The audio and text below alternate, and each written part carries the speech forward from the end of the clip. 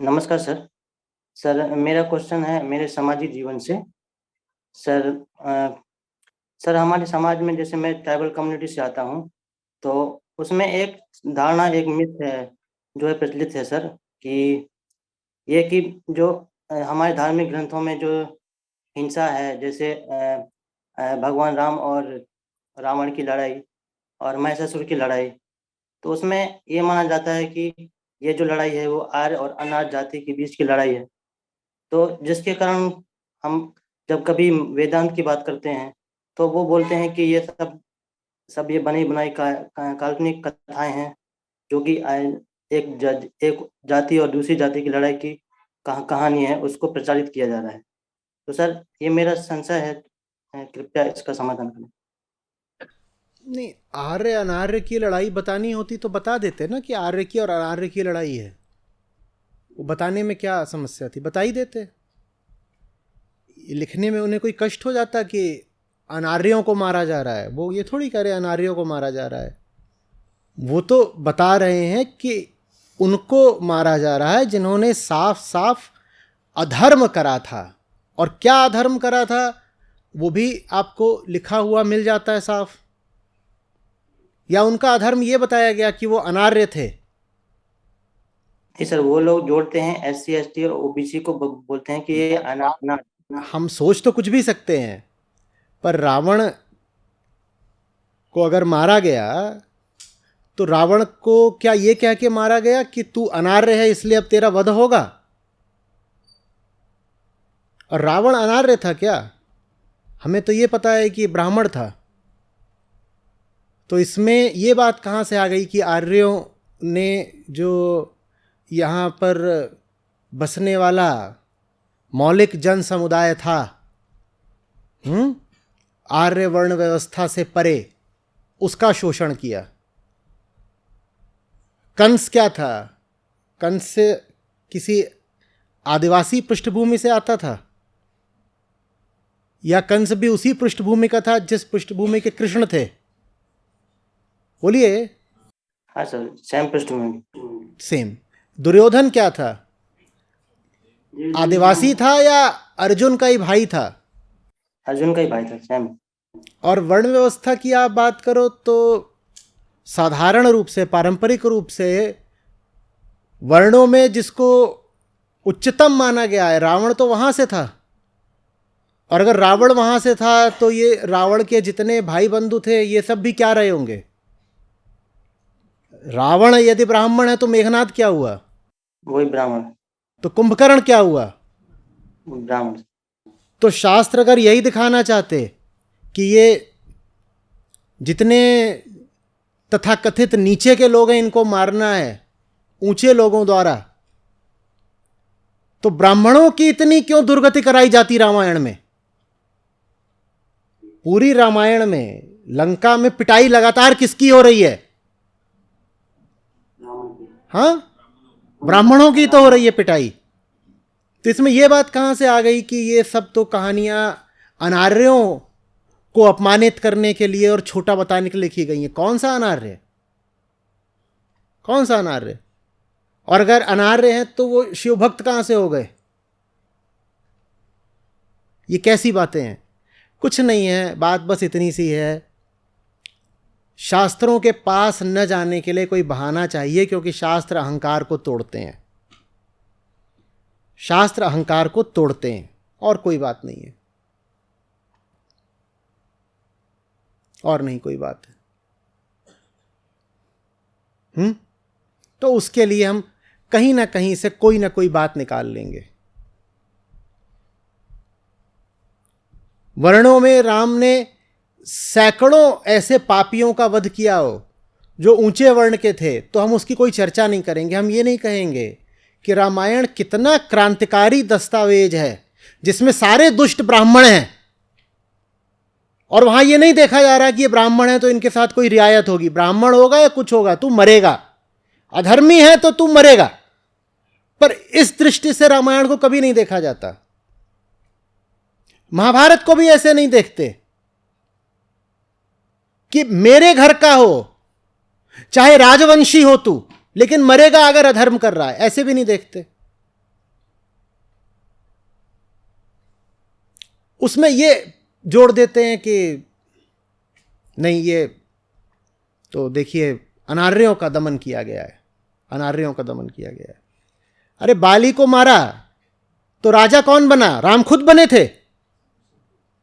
जिसको मारा उसी का भाई तो बना था। तो उसमें आर्य अनार्य की बात कहां से आ गई? एक घर का एक था पहले राजा, उसी घर का दूसरा हो गया राजा। किष्किंधा हो चाहे लंका हो, दोनों जगह यही तो घटना घटी थी ना। बाली गया तो कौन आया? और रावण गया तो कौन आया? तो इसमें आर्य और अनार्य का क्या मामला है फिर? हां, एक घटना मिल गई है, वो भी जो सिर्फ वाल्मीकि रामायण में मिलती है, शंभूक वध, तो उसको लोगों ने पकड़ लिया है। मैं कहता हूं मान लीजिए वैसा कुछ हुआ भी, तो आपको एक वो बात याद रखनी है, ये याद रखना है कि राम ने जिन हजारों लोगों को मारा उनमें उन्होंने कभी नहीं कोई भेदभाव किया वर्णगत आधार पर। और अवतार हैं राम, ब्रह्म तो है नहीं। ब्रह्म एकमात्र होता है जो निर्दोष होता है। अगर आप निर्गुण नहीं है तो निर्दोष नहीं हो सकते, और जो अवतारी है वो निर्गुण तो हो नहीं सकता, वो तो सगुण है। जो सगुण है वो सदोष भी होगा, और दोष है तो गलती कर बैठा। रावण को मारा, उसकी पूरी आतताई सेना को मारा, इस बात का कोई श्रेय नहीं राम को। लेकिन शंभूक वध के लिए जितनी निंदा की जा सकती है उससे बढ़ बढ़ के निंदा हो रही है। उसको आप क्षमा क्यों नहीं कर सकते? हालांकि वही शंभूक वध आपको फिर तुलसी की रामचरितमानस में मिलता भी नहीं है, लेकिन फिर भी आप उसे पकड़ के बैठ गए हैं, और फुग्गा फूलता ही जा रहा है, फूलता ही जा रहा है। दिवाली नहीं मनाएंगे क्योंकि राम तो दलित विरोधी थे। कैसे? कैसे? दलितों को सबसे ज्यादा समस्या ब्राह्मणों से है, और ब्राह्मणों में जो परम बलशाली और ज्ञानी दोनों था उसको किसने मारा? तो राम तो दलितों के सर्वोच्च पूज्य होने चाहिए ना। इसी नाते उनको पूज लो भाई, कि ब्राह्मणों को काटने वाला कौन? राम। तो राम फिर हमारे नेता हुए। इसी नाते राम हमारे नेता हुए कि जो ब्राह्मणों में सबसे पुरोधा था उसको काटा था राम ने। इसी नाते पूज लो राम को। जहां तक आदिवासियों और जनजातियों की बात है, अब इस बात को ध्यान से सुनिए। उन्होंने तो राम को जितना प्यार किया उतना प्यार तो शायद अयोध्यावासी ना कर पाए हो। आपको क्या लग रहा है वो जो पूरी सेना बनाई थी राम ने, वो आर्यों की सेना थी? वो किनकी सेना थी? वो कौन लोग थे? रावण जैसी सशस्त्र सुसज्जित संगठित सेना तो किसी की नहीं थी उस समय में। अगर हम मान लें कि वो जो इतिहास है, जो महाकाव्य है, वो एपिक है, वो हिस्ट्री नहीं है, ठीक है ना। शास्त्रों में जब हम कहते हैं श्रुति स्मृति पुराण इतिहास, तो इतिहास का अर्थ हिस्ट्री नहीं होता। इतिहास का अर्थ होता है एपिक, वो एक महाकाव्य है। हम सोचते हैं हिंदी में इतिहास माने हिस्ट्री होता है, तो जब हम कहते हैं कि रामायण महाभारत इतिहास है तो वो भी हिस्टोरिकल होंगे, वो ऐतिहासिक नहीं है। फिर से समझिए, इतिहास माने हिस्ट्री नहीं होता, इतिहास माने एपिक होता है शास्त्रीय भाषा में। हाँ, सड़क की भाषा में इतिहास माने हिस्ट्री होता है, पर हम यहाँ पे सड़क की बात तो नहीं कर रहे, हम तो शास्त्र की बात कर रहे हैं, है ना। लेकिन कुछ तो ऐतिहासिक आधार होता है महाकाव्यों का भी। ऐसा नहीं है कि राम कोई काल्पनिक चरित्र है और रावण कोई काल्पनिक चरित्र है, या कृष्ण और अर्जुन काल्पनिक है। वो काल्पनिक नहीं है, लेकिन आपके सामने जो राम लाए गए हैं वो वाल्मीकि और तुलसीदास द्वारा लाए गए हैं, और आपके सामने जो कृष्ण और अर्जुन लाए गए हैं वो वेदव्यास द्वारा लाए गए हैं। समझिएगा बात को। राम ने स्वयं रामायण नहीं बोली है, ना उनकी कोई रिकॉर्डिंग मौजूद है।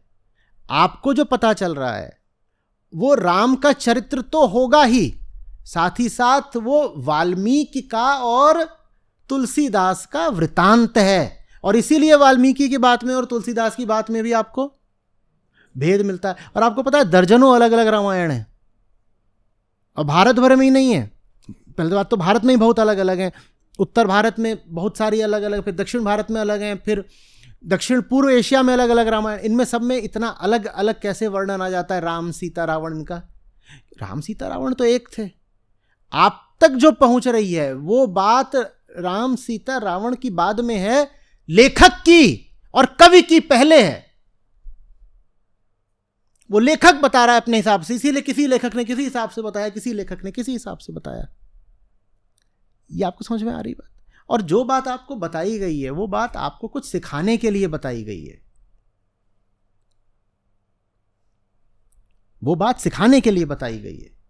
वो बात इसलिए नहीं बताई गई है कि आपको पता चले कि इतिहास में किस तरीके से उत्तर ने दक्षिण को जीता या उत्तर ने दक्षिण का दमन किया, या आर्यों ने जनजातियों को किस तरीके से परास्त करके उन पर शासन करा। तो हम बात कर रहे थे कि राम की सेना में कौन था, बताइए कौन था? हम तो कह देते हैं ऐसे ही बिना सोचे समझे बिना विचार करे, हम कह देते हैं वानरों की सेना थी जी, या जामवंत भी अग्रणी सेनापति थे तो रीछ थे बहुत सारे, और अन्य जानवर थे, और पुल बनाने में गिलहरी योगदान दे रही थी। अरे भाई उसमें कुछ इतिहास भी है ना, कुछ तो काव्य है पर कुछ तो इतिहास भी है ना, उसमें कुछ तो उसमें तथ्य भी है ना। तो क्या ऐसा तथ्य हो सकता है कि बंदरों ने और रीछों ने लड़ाई करी होगी? क्या यह तथ्य हो सकता है कि कोई गिलहरी वास्तव में रेत का कण ला रही थी? तथ्य क्या रहा होगा? तथ्य ये कि ये सब लोग वहीं की जनजातीय आबादी के थे। तो राम तो आदिवासियों से बहुत प्रेम पाए हुए हैं। राम और हनुमान जैसा प्रेम किसी और का चित्रित हुआ आज तक? कि हनुमान ऐसे छाती फाड़ते हैं और भीतर छवि राम की है। अब आप छाती फाड़ोगे तो छवि नहीं आएगी, वो पर एक सशक्त प्रतीक है। उसका अर्थ समझिए, क्या अर्थ है उसका? क्या अर्थ है कि हनुमान के मन में राम के लिए अथाह प्रेम है, अथाह प्रेम है। और वो जितने सब सेना में थे वो सब वहीं पर रहने वाले साधारण आदिवासी ही थे। और ये राम का जबरदस्त प्रबंधन था, उनकी प्रतिभा थी और उनकी असाधारण क्षमता थी कि उन्होंने इन लोगों को भी संगठित करके रावण की सेना से लोहा भी ले लिया, परास्त भी कर दिया। राम तो हमेशा गले लगते दिखाई जाते हैं ना। जो भी सब अवतारों में पतित पावन किसको बोलते हैं? पतित पावन किसको बोलते हैं? कृष्ण को बोलते हैं। पतित पावन श्री राम को बोलते हैं। क्यों? जो सबसे नीचे का है उसे उठा के वो गले लगाते हैं, जो पत्थर की हो गई है उसको स्पर्श कर देते हैं। शबरी हो कि केवट हो, अहिल्या हो, ये सारे दृष्टांत क्या बताते हैं? पतित पावन है राम। और हम कहते हैं कि नहीं, वो तो आर्यों का प्रतिनिधित्व कर रहे थे और जितने अनार्य थे और उनको सबको मार रहे थे। ये कैसी भद्दी बात है।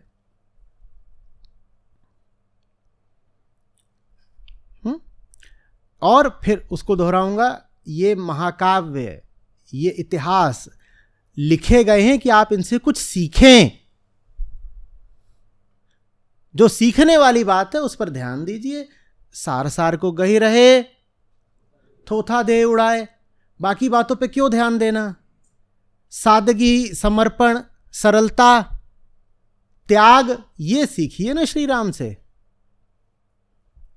और जो बातें आपको नहीं रुचती उनकी उपेक्षा कर दीजिए भाई। कौन आपसे जबरदस्ती कर सकता है? लेकिन जो चीज जहां से सीखी जा सकती है इंसान सीखे, यही बेहतर है।